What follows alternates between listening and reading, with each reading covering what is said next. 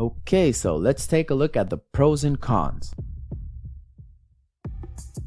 Vitalik decided that Ethereum's new blockchain would be designed for smart contract execution, decentralized applications or dApps, and autonomous organizations. The power of this blockchain is that it's immutable, irreversible, and decentralized. If we look at the pros, many giant corporations like Microsoft, IBM, Amazon, and Apple have already recognized that blockchain is powerful. In 2018, there was a significant increase for interest in blockchain among small to large businesses. But in order to know how to benefit from it, it is important to understand what blockchain does well. Most blockchain projects run on Ethereum. Ether will always be used for coding on Ethereum's platform.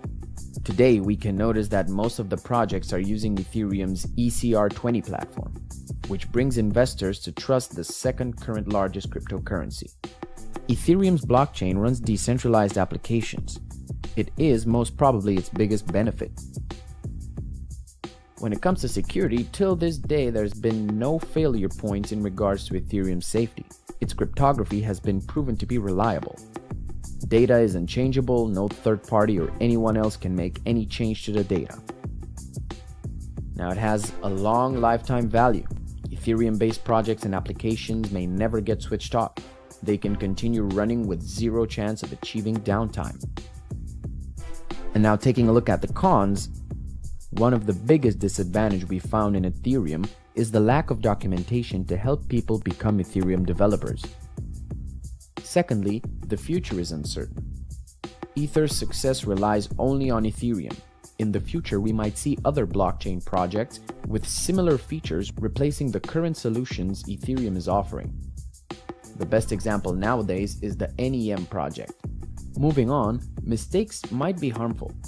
If in the future a mistake is found, reversing it might not be an option, and rewriting the code completely might be the only possibility. Inflation. Ethereum's platform are paying their transaction fees in gas, and it might quickly inflate. According to the previous studies, transaction fees increased by up to 70% during their all-time high. If you take a look at the chart below this video, you'll see the historical data of Ethereum's average transaction fees. In the next lesson, we'll be talking about the Ethereum virtual machine.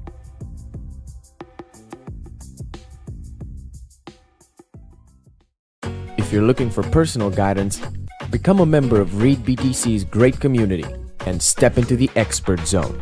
This will allow you to have the skills of an expert at your fingertips. And it's only $49 a month. So what are you waiting for? Start learning today. Because earning depends on learning.